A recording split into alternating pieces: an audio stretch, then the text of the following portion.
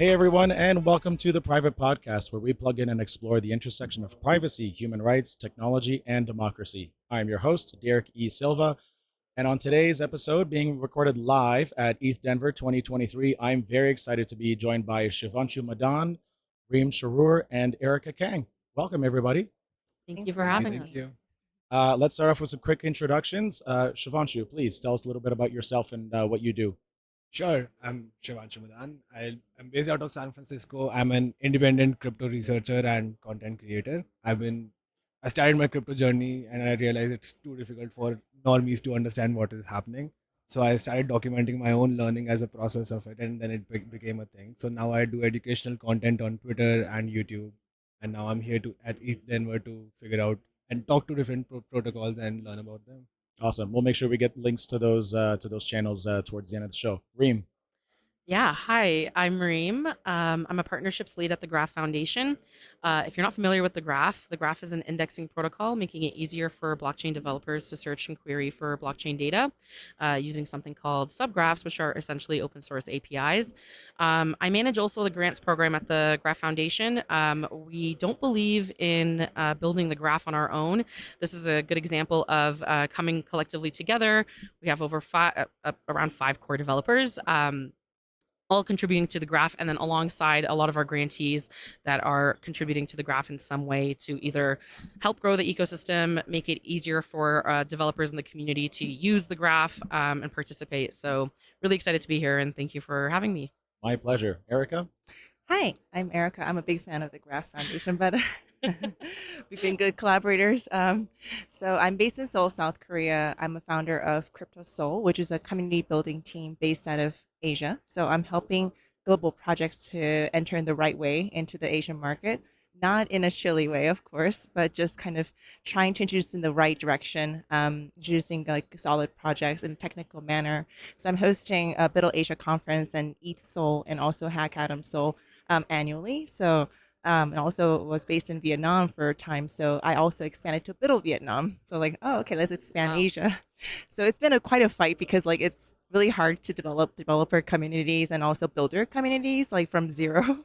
Yeah. So I've been really trying to facilitate interactions between students, women, a lot of empowerment, and also like just giving opportunities for like employment education. So through events. So yeah, great to be here. Yeah, I'm really glad we could get you on the show. I know you got a busy schedule, so we'll try to keep this brief. Terrific. So thanks everybody again for being on the Priv8 Podcast. I want to start off with side events, main conference talks that you've been attending and listening to, and any trends you're seeing. And I think the really obvious one is ZK everything, or ZK if you're anywhere outside the US. Zero knowledge. A lot of ZK EVM, ZK Sync seems to be coming. ZK decentralized identities. If you want to comment on that, feel free. But Erica, we'll start with you. Besides maybe ZK, what are the other trends you're seeing? So yesterday I was the MC for Shelling Point, hosted by Gitcoin. So a lot of Shelling, not shilling. Shelling Point. Shelling. Just Sorry, making it's sure the people know. morning, so Yeah, I know. my voice is very down. Shelling Point. And great conference, and I saw a lot of refi, a lot of also ZK narratives as well. So a lot of teams like Luxo and also ZK Sync, they also presented, and that was really cool. Just to see like this, also the social impact aspect, and the whole narrative of Gitcoin is very clear, giving back and contributions, and just decentralized governance as well. So it was really good to see that narrative being strengthened year by year, and all of the projects that contributed to that. So yeah, that was really cool to see like the entire day, just like team after team, really like. And we got a lot of applause from the audience because like they were so inspired by the whole narrative. And I think like right now, what crypto is doing is really going into the bigger narratives and just kind of deeper and more sound. And I think like it's not just the hype, like, oh, it is ZK everything, but still, I think there's a reason for that. And I think Yeah. people really like explain what it is used for and the impact that it is causing. So that was really cool to see. So yeah, for me, that's what was really resounding. And for yesterday, that was really cool. Yeah. Quick explanation for people is basically zero knowledge proofs, or technology gives the ability to prove data exists or that something happened without actually exposing the underlying data. So 5 years ago, working at Bloom Protocol, helping build a decentralized identity protocol, they were kind of accomplishing that, but we weren't talking about zero knowledge proofs at the time. It was other techniques, I think. Reem, what about you? Yeah, I mean, I've been spending most of the last 2 days at our booth. So if you're around, come say hello. We have a lot of swag to give out. But what's been really exciting to see is actually more adoption around Arweave. So it's been awesome to see a lot of projects embracing and integrating a lot of that component of that technology. Something more on the side, and that's been really interesting to me. I don't know how many ETHDenvers you folks have been to, but I've been taking Ubers, and if you folks have been taking Ubers, Uber drivers know what we're doing here now. Yes, All of them. Yeah. all of them. All of them. One guy was like, "Oh, so all the rich people are here?" I'm like, "No, no, no, no, no. That's Well, not what I mean, this is." yes, but yes, they are. However, a lot of us schlubs are also here. The schlubs are doing the really hard work. Other than besides, can you invest in my right, company? right. I'm not looking for investments. But I mean, it's been awesome because I mean that was the one odd one. But out of all of the rides I've had, at least a lot of them have actually been very interested in the technology, and it's something I tell people. A lot of the times is we don't really think about how Wi-Fi works. We just know it works and we know what it does. And I think there's going to be that like aha moment within this space, because walking around here I'm even seeing protocols I haven't seen before or even heard of. So there's a huge magnitude of resources and back end layers that you would need in order to build these dApps, and I think the resources are now there. It's just now finding that major adoption dApp or initiative that's really going to change the game and get everyone adopting it and not even thinking, oh, this is a crypto app. I didn't even think of that. Yeah, I'm waiting for that moment. Yeah, me too. I've been really excited for that moment for like 5 years now. It's That's right. still waiting. I feel like probably it's gonna coming take soon. 5 more. Yeah. I mean, I'm looking behind you, Shivansu. Lens is up there. That's not that far off. Yeah, Lens Okay, is really it's probably popular. Yeah. Lens might be the only one up there that's Everyone really wants close. to be on Lens, which is The IPFS. yeah. I've been getting a lot of unsolicited bids on OpenSea for my Lens domain. Oh Like, dear. no. How many other Derek Silvas can there possibly be in crypto? Oh, a lot. Come on, man. No, it's At just least a me. few soccer players. Like, Oh, yeah, okay. Maybe that's David Silva. there you go. Anyway. Shivanshu, what about you? Yeah. If I have to say like two words for what the trends that I have been seeing, I would say privacy and security. Mm. I was at the Shared Security Summit yesterday where they were talking about Eigenlayer and Babylon, which are, I think it's a massive innovation. They're going to unravel massive innovation on Ethereum and Bitcoin both um, because so far all the things like oracles, bridges, they have to create their own validator Yeah. network. So these are called actively validated services, and these with Eigenlayer and Babylon, they can provide Ethereum and Bitcoin security to these services, which I think is absolutely massive. We don't have to rely. So if someone is bringing a technology, so if someone is a builder, they don't necessarily have the expertise in building security as well. So I think it's absolutely massive that what Eigenlayer and Babylon are doing, and so that is one security. Second, definitely privacy. I've been heads down in ZK for the past 6-7 months researching about how it works, what it is. I believe it's a much superior technology to fraud proofs and optimistic rollups. Optimistic rollups have been doing a fantastic job in helping scale Ethereum and the other blockchains as well. But I think ZK proofs will definitely change the game on its head. And I think like there has been this narrative that ZK AVMs will have been saying that they'll be launching soon, It's not happening. I think this is the year. First call in March, I think we have the Polygon beta coming on the March mainnet. March 27th supposed to be the Polygon ZK Exactly. EVM mainnet. Yeah. And Scroll also went to its final testnet. So I think Yeah. this is the year for ZK AVMs. Yeah, or part of our goal here with Orchid, it was to actually find zero knowledge EVM chains to deploy the probabilistic nano payments contract onto. So we were talking to Scroll at the ZK day, ZK, and we're the product manager Travis Cannell is looking at ZK Sync as well, and probably ZK VM, which is right over there. I heard about ZK Bob, which is a funny name with the Bob stablecoin. If you missed Microsoft Bob, ZK Bob is here to help you. But yeah, 2023 definitely seems like ZK everything year, and it looks like a lot of the tech is actually ready or at least really close to being ready. So I think that's a big advancement in a lot of ways. Yeah, I think like until a few years ago, the tech was thought to be very far away. But then some changes in the research, some new research came up, and that has completely like made the ZK leap for like 10 years ahead. So Yeah.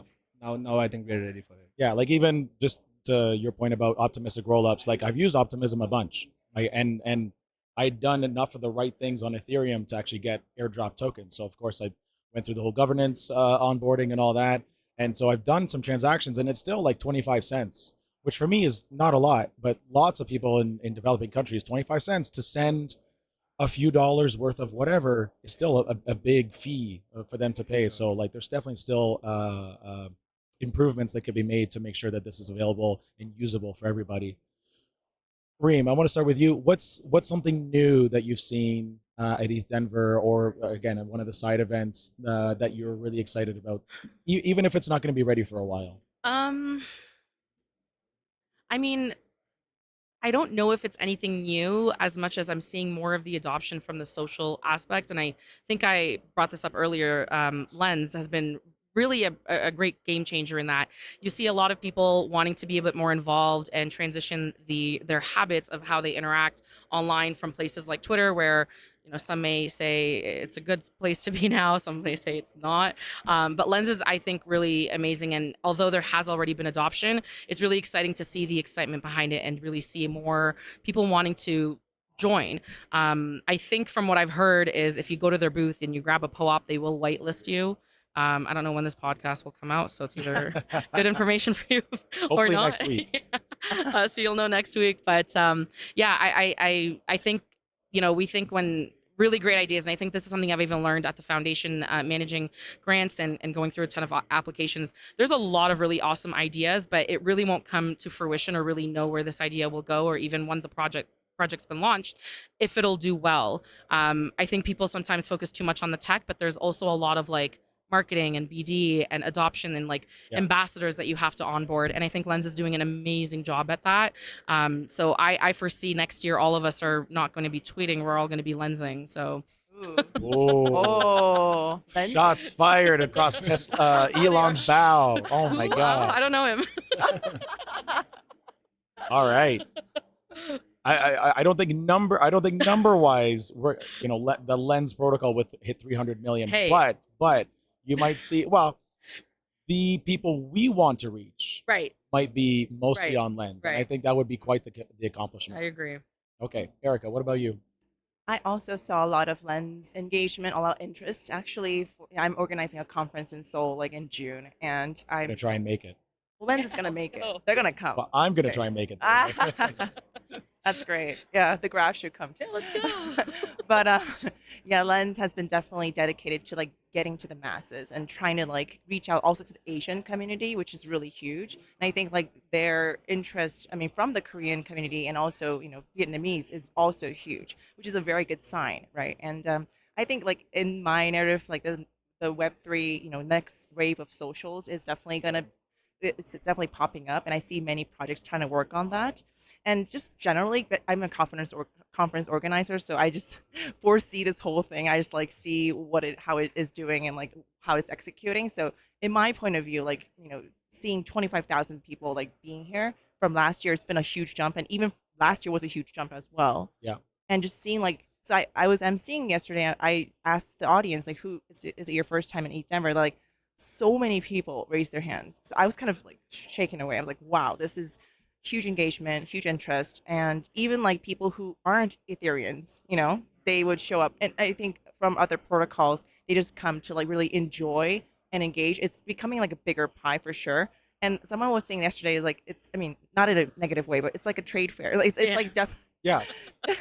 A really good Yeah. trade conference show. really Yeah. good quality projects, Right. but it's the format itself and like the number of projects is just insane. And so just seeing that dramatically increase is just like mind blowing to me. And just the fact that like I organized a breakfast event yesterday, and so I organized many events and I MC just kind of in the whole event. You're sort of everywhere. thing.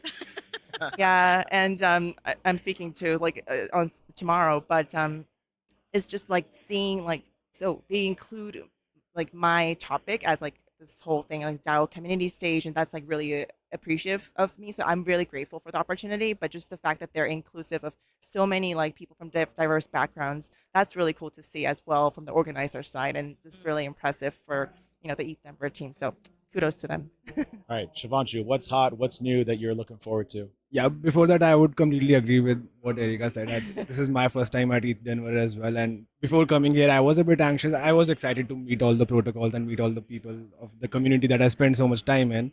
But I was a bit anxious as well. I read somewhere that ETHDenver is for everyone.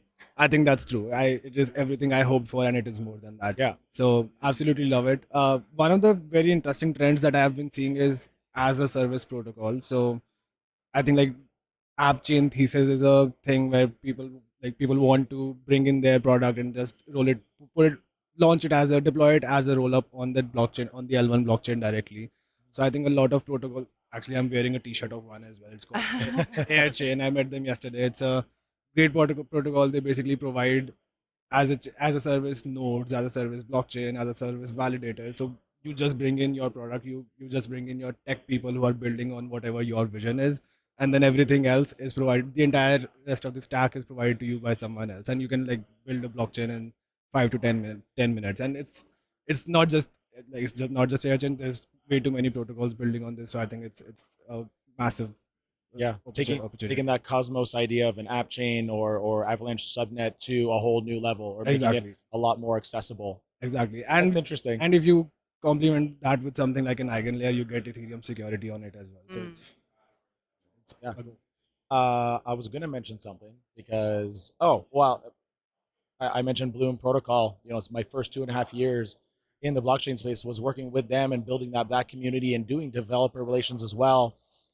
And I've noticed a resurgence in decentralized identity solutions. So I heard about Spruce last year. They're here again this year. But I've met people from NextID, ZK Pass, ZK Portal, 2 or 3 other ones. And of course, like I'm trying to be polite about it, but I'm really asking the hard questions of like, where are you going to succeed?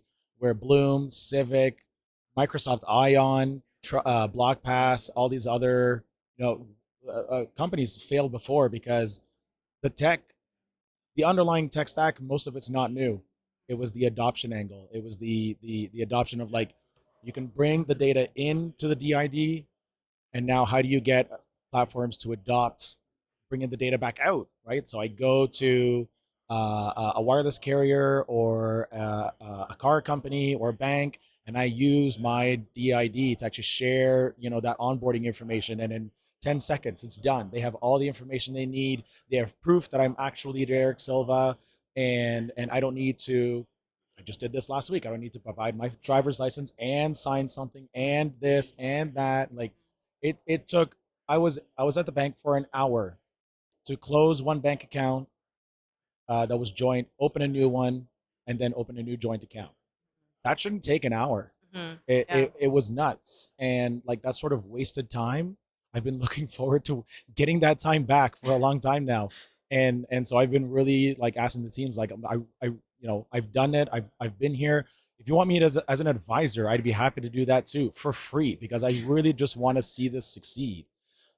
So with a resurgence in DID interest, I'm really hoping that over the next few years, that's something that somebody can finally crack that nut. And I was talking to a guy named Sasha from ZK Portal. They're based in Europe, and the regulations there might actually make that happen faster in Europe. He said he also probably needs to take a court case, find a Oh no. find a willing customer, and go to court because the problem there is that you can pull all this data in from your government ID. Right. It's all verified, KYC'd, all that. It's high quality data. The problem is that a company can't accept that data. Right. So he wants to make the case of you're telling us this is great data and it's high quality and it's verified. Why can't I take that data because it's mine to BMW, Mercedes, whoever when I go lease a car, Right. right? To prove that I at least at the I am who I am level, and then with open banking regulations, take data, show that you have a bunch of money in the bank or a good credit score or whatever, and just go to BMW and scan a QR code or do some other quick thing with your phone that Right. says I have good credit. Let's speed this up and get me to the part where you're actually handing me the keys. So I mean, okay. I don't know if there are any Swifties on listening or. I love Taylor Swift. But here we go. Okay, She's so great. this is something that's actually Ticketmaster right now is sitting in Oh, front of the SEC. When I think about your ideas and propositions, the one thing that comes first to my head is what are the blockers and what are the objections, and it's mostly going to be from governments and centralized banks. Right. They don't like us. Because we're No. completely opposite of what they are. So Unless you are the president of El Salvador, he loves us. right, he loves us, yeah, or other countries that don't have great banking systems. So like you see, I mean, I was actually talking in the Uber on the way here with the guy in terms of like, what is adoption really going to look like, and when it comes to ideas like this came up in the car. I find that for adoption to really take off, it's going to be something where people don't think or know that they're interacting with crypto or blockchain for them to adopt it. Right. And when I think of like something to your caliber of your example, they're gonna have to see some examples that are not as like that much skin in the game. And the one thing that comes to mind, and whoever's listening, here's a free idea that I'm happy to advise as well, similar to Derek. Ticketmaster is the monopoly here, and you think about how people are verified to have access to buying tickets or getting access to these events.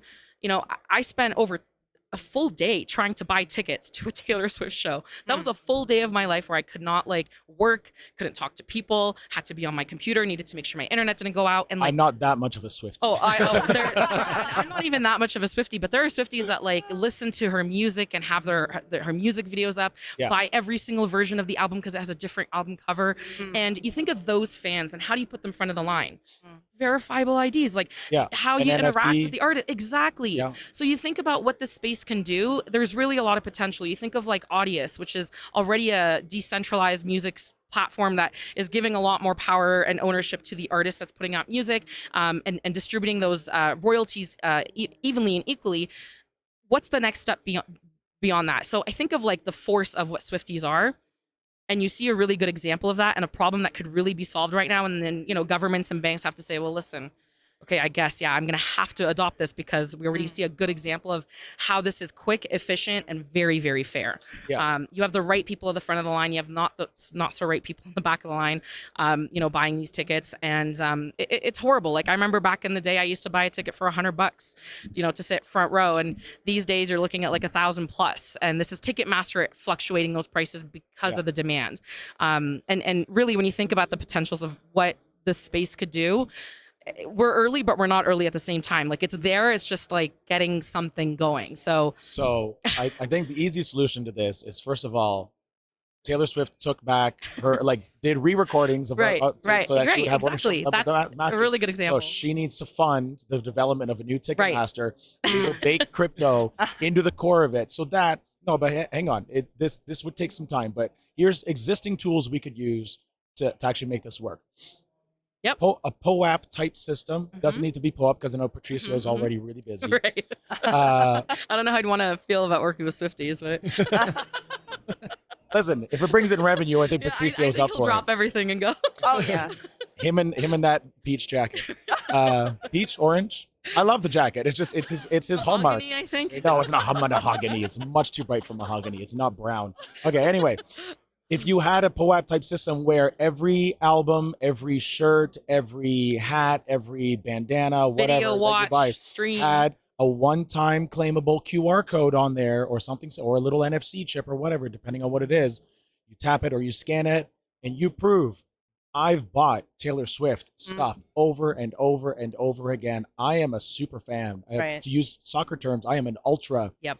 And I should be at the front of the line, regardless of how many people are in the queue, because I love this. And, there's probably a limit on the number of tickets I can buy. Which is fair. It's 4 or it's 8 for me and my other Swiftie friends to go, and only one of us needs to be in line instead of crashing the system because all 8 of us are in there.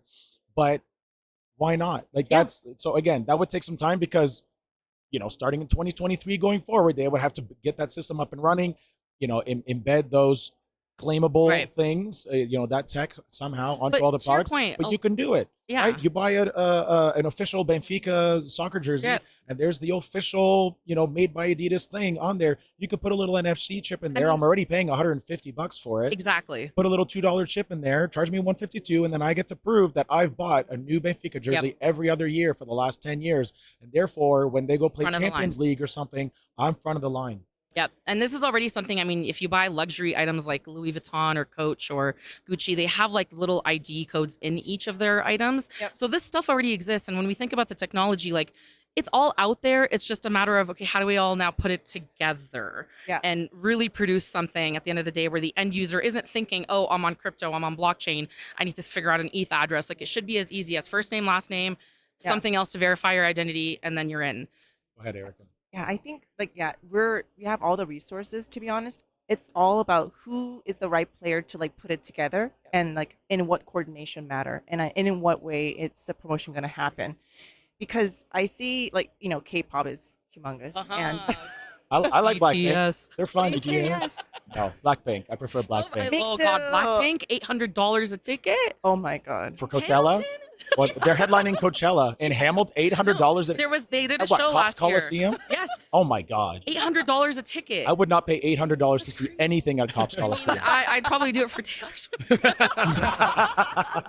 But she'd do 2 shows. She would do 2 shows, Have to probably. be front row for sure. But Yeah.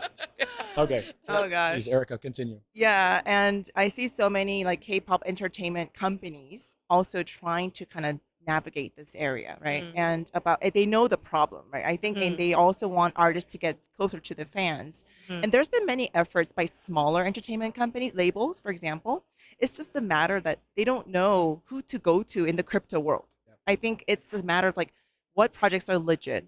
The discrepancy between the crypto world, well, I don't want to really just divide it, but there is a divide. I must Sure. admit, right? And also the existing system basically. Yep. And Armies. yeah, I think it's just really hard to like bridge that gap. Yep. And one of my mission is to bridge the gap, but in connecting like the right projects to these companies. But it's just like the wall is just it's about to break, but it's just like a matter of like when it's going to happen Right. and like who is in the right position to like connect right projects, not the scamming. I mean, I don't want to like also, No, I know. agree with you. I think there is definitely a huge divide, and it's between the scammy and not scammy, or the legit, quote unquote, I'm doing air quotes, legit projects versus the ones that are just shilling, not shelling.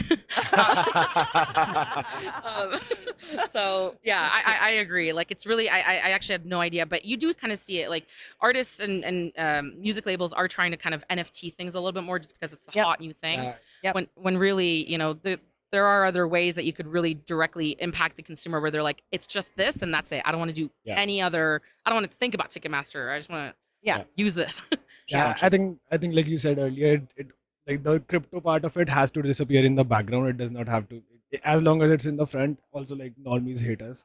Let's be clear on that. So if the crypto part is on the front, it's not gonna happen. It has to disappear in the background. I know, like you gave a great example of how NFCs could be used in jerseys or in like tickets, music tickets.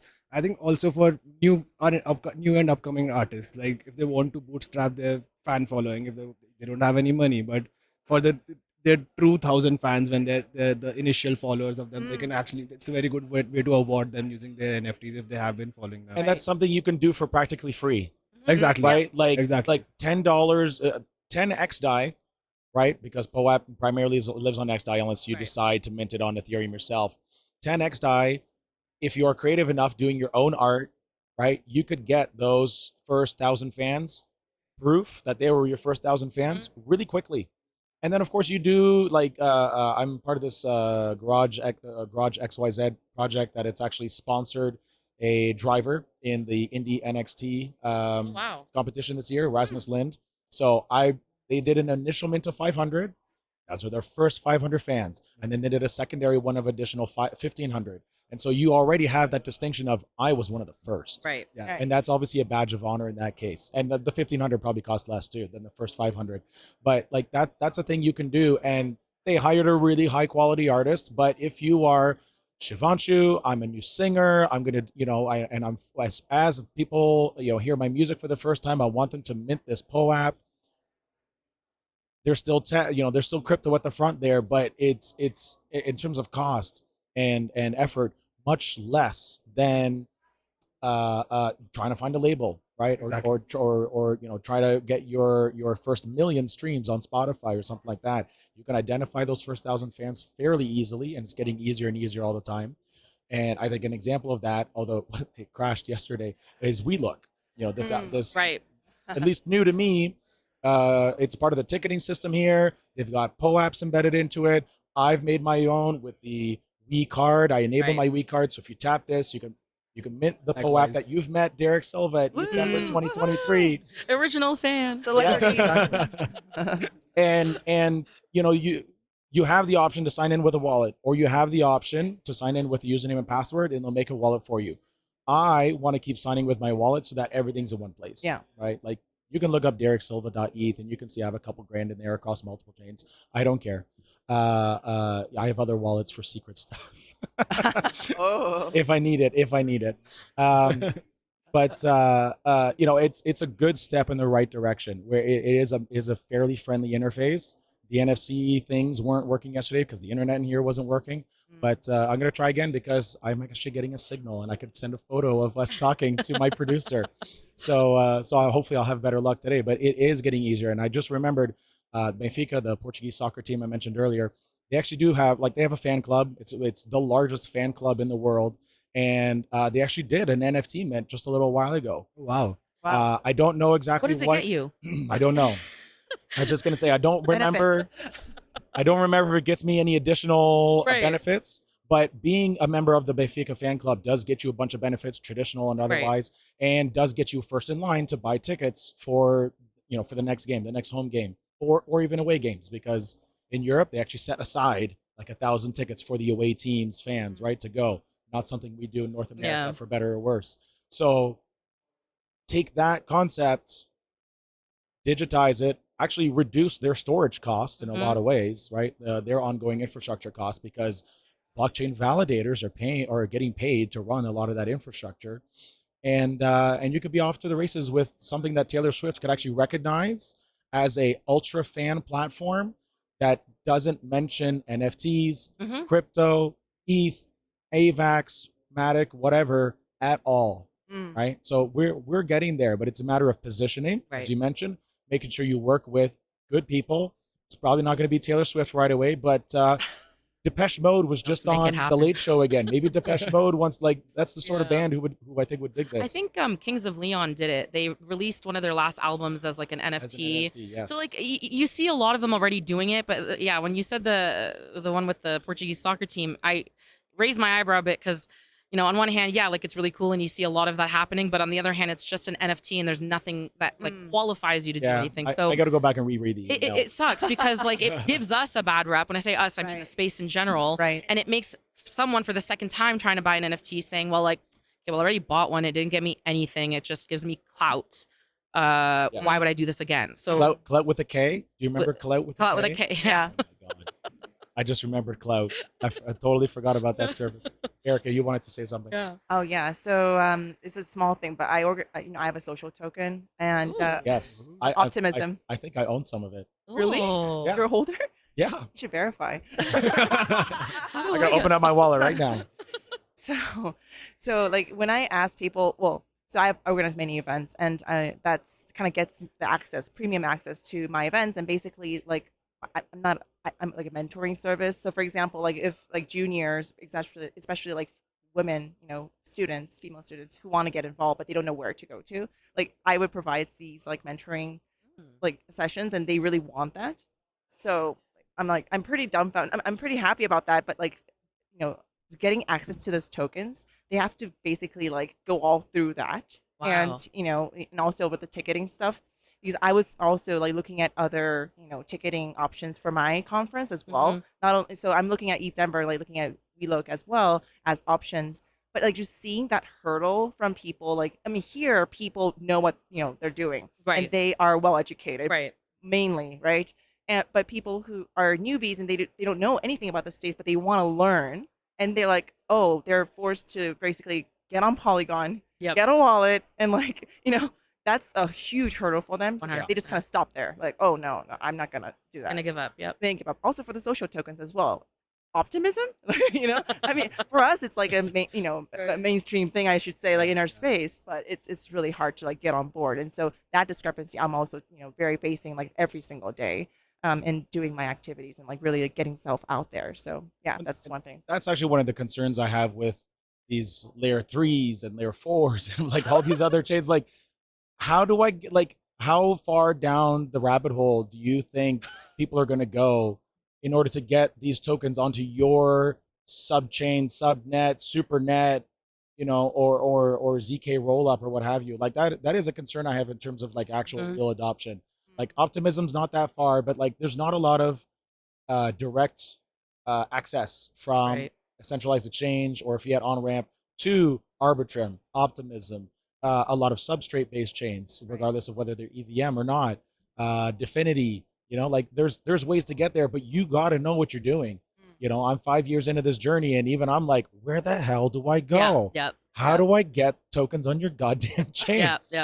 Which actually brings me to the thing I wanted to mention earlier. The other big trend I'm noticing, and I found out about this sort of thing like early this year, that this was a thing for one project, but I'm noticing it here is this new attempt to build really affordable, far-reaching cross-chain swaps. There's I think it's ZKEX here. There's Helix Markets that's building. There's I think 2 other ones I've noticed this week that are like trying to give you a centralized exchange experience, fully non-custodial though. You maintain control over your tokens the entire time, and centralized exchange type fees, like 0.5 maker fees, 0.25 taker fees, probably the reverse on those numbers, but like really, really low fees, not 2-3%. And so if that works, we're in for a much easier time to get to those layer 3s, layer 4s, whatever, like to those ZK chains that look really obscure right now, but need you need to be able to move money over. We had the founder of or co-founder of Injective Protocol on Priv8 Podcast a little while ago, and they very much focus on having an awesome chain for DeFi. I don't recall how many on ramps there are that go directly to Injective, but if I don't recall, that means there aren't a lot, right? And so that sort of solution could actually make it a lot easier. It's a Cosmos based chain, so it's not like it's got some weird new technology that nobody's ever used before. But they're dealing with primarily institutions, right? So that's a easier thing for them to justify bringing money over. But if it was targeted at average people, average Jills and Joes, you'd be in for a whole other world of hurt of like, how do we get people to bring this liquidity over? Well, you got to make it easy. You got to make it easy for them to get their money on the chain in the first place. Okay, we are coming up to time. So I want to find out. Yeah, see, I told you it wouldn't take long. Shivanshu, tell us like where do people go if they want to actually like hear what you're researching? Like, is it on YouTube? Is it on Twitter? Like, give people the URL so we can actually get them to look at what you're doing. You can find my content on Twitter. My @ is Shivanshu Madan. I also have a YouTube channel called Leapfrog Crypto. Leapfrog Crypto. Okay. And then I have a link to my Substack on my Twitter, so you can go to there from that. Okay. I'll make sure we put links in the show notes. Perfect. Thank you. Reem, Twitter, the Graph's website. Gosh, you can find me everywhere. Does anyone use Tumblr? I'm kidding. I used to. I used to use LiveJournal too, but I still use LiveJournal. The Russians hacked it. Why are you still using LiveJournal? I use it because of this pop culture blog called Oh No They Didn't, but it's great. I don't know. People still use it. It's like a decentralized way to like share all of these news pieces in Hollywood or in pop culture. So it's not like someone managing it. It's like literally users just bringing in these articles and putting their own twist. But yeah, you can find me in the Graph Discord server. I'm there all the time. Twitter, Girl Called Reem is my handle. LinkedIn I find is a place not a lot of people in Web3 use, but you'd be surprised. Like a lot of schools, a lot of professors and people in academia are actually embracing crypto a lot on there. Just recently, we worked with University of Colorado in Boulder. They hosted a graph, kind of like a graph day mini event where a ton of students came through, and there's a big splash on it there. So it's getting a lot of other eyes from people within that network, and the algorithm within LinkedIn is really awesome. So I really like it there. So yeah, don't be shy. Come say hi. Oh, that rhymed. Well done. I'm gonna steal I that. rap. Don't be shy. Come say hi, Erica. Also everywhere. Twitter, ekang426. I really want to change my Twitter name, but I just chose it like 10 more years ago, like out of nowhere. Anyway, I'm all there on Twitter. EricaKang.eth. ENS, and also I'm on YouTube. So I have a KryptoSeoul YouTube channel. During COVID, I used to stay like sane by doing podcasts and my interview series with the Erica show. So like I did 50 something episodes like in Wow. a span of like something months, and that was pretty Amazing. cool. Yeah, that was intense, but it was very fruitful. So I'm there. I do live streams too in Korean and in English. So it's I'm doing bilingual stuff.